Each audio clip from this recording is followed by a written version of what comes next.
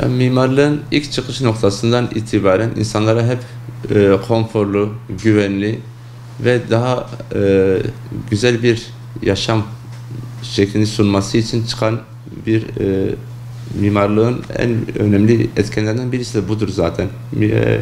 Konfor, güvenlik ve daha rahat bir yaşam sunmasıdır. Yani mimarlık sadece bir binanın şekliyle uğraşmaz. Orada yaşayan insanların daha kaliteli, daha konforlu, güvenli ve daha modern bir yaşam sunması açısından mimarlığın yaşam kalitesi üzerindeki etkileri çok fazladır. Yani bugün bir şehirleşmenin dahi mimarlığın etkisi altında olması gerekir. Burada yolların oluş şekli, genişlikleri ya da işte yolların insanların daha hızlı ulaşımı etkilerinden dolayı da mimarlığın etkisi çok fazladır yani. Yani mimarlık sadece işte bir binanın dışı ile ilgilenmez. Mimarlık o şehrin bütün projesel olarak bir bütünlük içinde ele alır. Şimdi sürdürülebilir mimarlıkta esas etken yine dediğim gibi konfor ve ekonomi. Bu sefer ekonomi de ön plana çıkar. Ekonomi olarak da dışarıdaki doğal şeylerden faydalanmaktır. Bir güneş enerjisinden faydalanmaktır. Bir toprağın enerjisinden faydalanmaktır. Bugün toprağın enerjisinden faydalanma yöntemleri çok fazladır.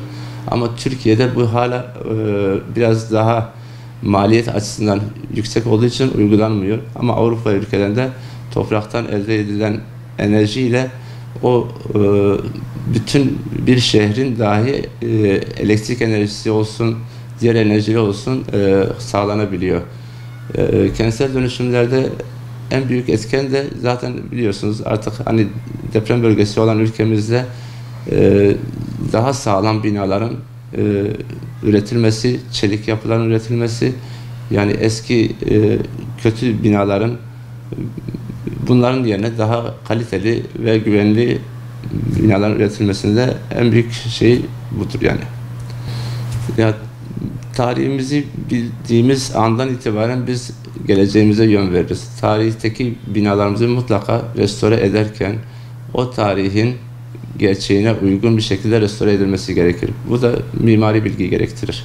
Mimari bilgi yoksa eğer biz bunu sağlam ve ileriye taşıyacak bir hale getiremeyiz.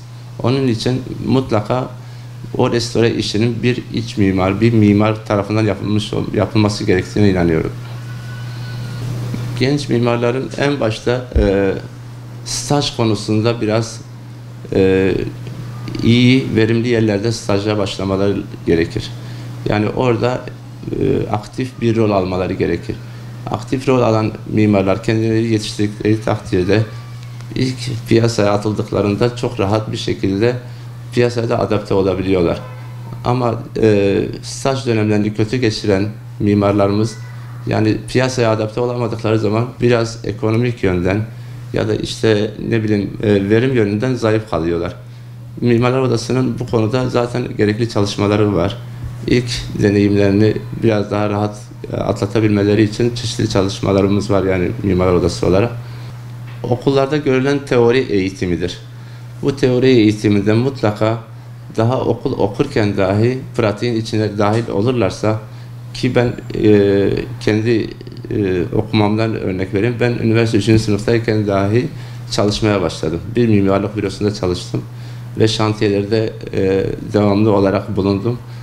Eğer ki bunu bu şekilde yaparlarsa, daha okuma aşamasında biraz daha pratiğin içine girerlerse daha çabuk piyasaya adapte olurlar ve daha verimli olurlar.